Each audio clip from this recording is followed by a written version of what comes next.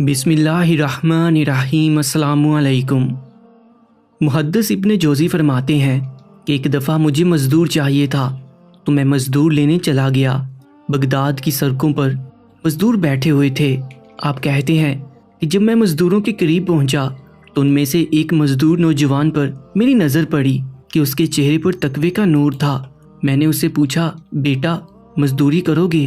तो वो नौजवान कहने लगा, क्यों नहीं करेंगे, मज़दूरी के लिए ही तो पैदा हुए हैं। आप बताएं क्या खिदमत लेनी है? मैंने कहा, गाढ़े मिट्टी का काम है। तो नौजवान कहने लगा, मेरी कुछ शर्तें हैं। मैंने मुस्कुराकर कहा कि मालिकों की शर्तें होती हैं, ना कि मज़दूरों की। उस नौजवान ने कहा कि मैं ज़रा अनोखा मज़दूर हूँ, मेरी कुछ शर्तें हैं। मैंने कहा, कौन सी? वो कहने लगा कि लोग 4 दिनार मज़दूरी लेते हैं, मैं 3 लूँगा। आप कहते हैं कि मैंने कहा, ये तो बड़ी अच्छी शर्त है। उस नौजवान ने दूसरी शर्त बयान की कि जो आप काम कहेंगे दिल जमी से करूँगा, लेकिन जब अजान होगी तो जहाँ पर काम होगा वहीं पर छोड़ दूँगा। और तीसरी शर्त ये रखी कि मैं काम करूँगा लेकिन आपके किसी सवाल का जवाब नहीं दूँगा। आप कहते हैं कि वो मज़दूर मुझे पसंद आया, मैं उसे घर ले आया। जब काम का बताया तो देखता हूँ कि जो काम मज़दूर सारे दिन में करता है उसने 2 घंटों में ही कर दिया। जब आदमी काम शुरू करवा ले तो काम भी निकलते रहते हैं। आप कहते हैं कि मैंने कहा, ये काम भी कर दो। तो वो नौजवान काम करने लगा और जब जोहर का वक्त हुआ तो उसने बुनियाद से मिट्टी निकाली हुई थी और वहीं पर जाने का रास्ता भी था। वो नौजवान नमाज के लिए जाने लगा तो मेरे बेटे ने कहा, चले जाना नमाज पढ़ने, पहले ये रास्ता तो सही कर जाओ।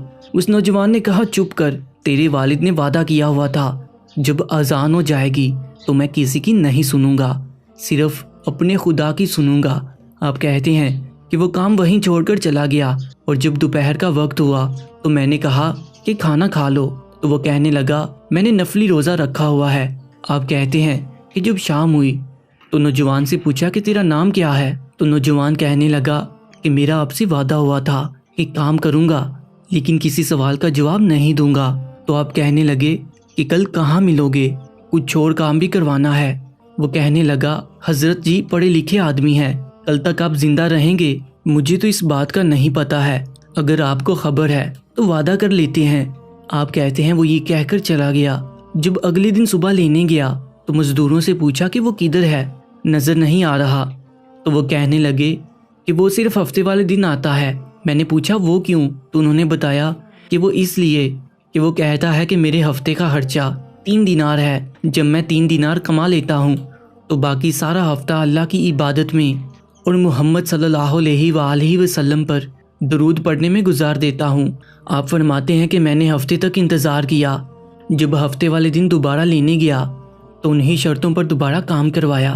तीसरे और चौथे हफ्ते तक उसी नौजवान से काम करवाता रहा और जब इससे अगले हफ्ते नौजवान को लेने गया तो हफ्ते को ना मिला। मैंने लोगों से पूछा वो किधर है, तो उन्होंने बताया कि वो सख्त बीमार है। आप कहते हैं कि मैंने लोगों से उस नौजवान के घर का पता मालूम किया, उसके घर पहुंचा और जब दरवाजे पर दस्तक दी तो अंदर से आवाज़ आई, मुहद्दिस इब्न जोज़ी आ जाओ, दरवाज़ा खुला है। आप कहते हैं कि मैंने उससे पूछा कि तुझे किसने बताया कि दरवाजे पर मैं हूँ? तो वो कहने लगा कि गरीब ही गरीबों का पता लेते हैं, आप अल्लाह वाले हैं, मेरी तीमानदारी आपने ही करनी थी, किसी बड़े ने थोड़ी करनी थी।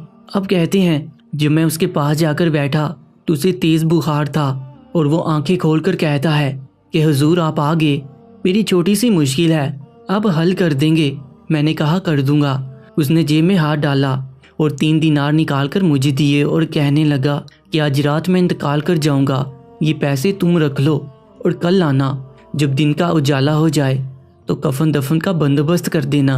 आप कहते हैं कि फिर दूसरी जेब में हाथ डाला, ये अंगूठी थी हीरे की, मुझे देकर कहने लगा जो मुझे दफन कर लेंगे तो असर के बाद हारून रशीद निकलता है सैर करने, अब उसे आवाज़ देना, जो वो आपकी आवाज़ नहीं सुनेगा तो उसे कहना कि तेरी इमानत है मेरे पास, वो आपको बुलाएगा तो फिर उसे ये अंगूठी देना, बस ये 2 मेरे काम कर दे, अल्लाह आपको जज़ा देगा।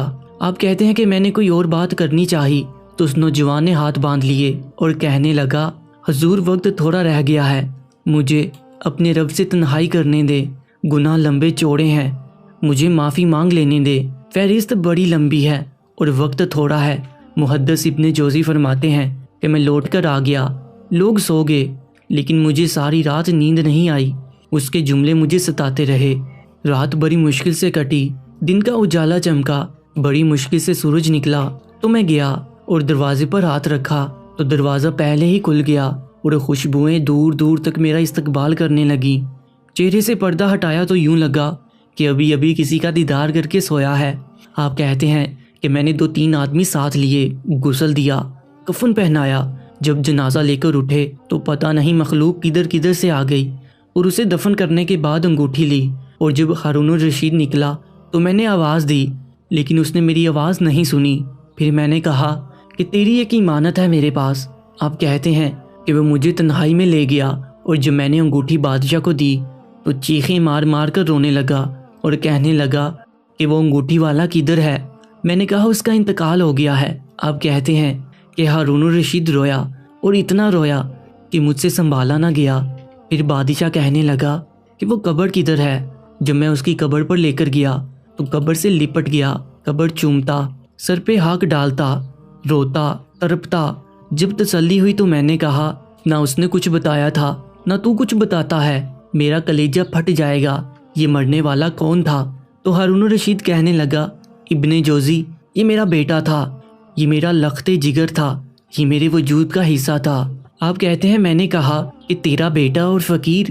بادشاہ کہنے لگا کہ میرا بیٹا مجھ سے کہتا تھا کہ جو کچھ آپ نے بنا لیا ہے اس کا جواب کیسے دو گے؟ اتنا کچھ اکٹھا کر لیا ہے تو اللہ کے حضور کیسے باز پرس ہوگی؟ کس طرح کھڑے ہوگے؟ جتنی ٹانگیں دراز کر لی ہیں کس طرح سمیٹو گے؟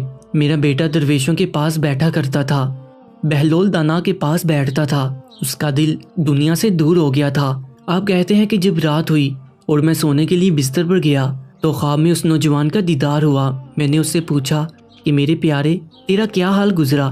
تو کہتا ہے کہ میں ایسے مولا کی طرف پہنچا ہوں جو بڑا رحیم و کریم ہے اور مجھ سے بہت راضی ہے۔ مجھے اس نے وہ چیزیں عطا کی جو کبھی نہ کسی آنکھ نے دیکھی اور نہ کسی کان نے سنی اور نہ کسی کے دل پر اس کا خیال گزرا۔ سبحان اللہ۔ پیارے دوستو، آج کے اس واقعے کے بارے میں اپنی قیمتی رائے کا اظہار ضرور کر دیجیے گا، اور ایسے ہی ایمان فروز واقعات کے لیے Urdu story time YouTube channel کو بھی سبسکرائب کر لیجیے گا۔ انشاءاللہ ملتے ہیں ایک اور واقعے کے ساتھ۔ مجھے دیجیے اجازت۔ اللہ نگہبان۔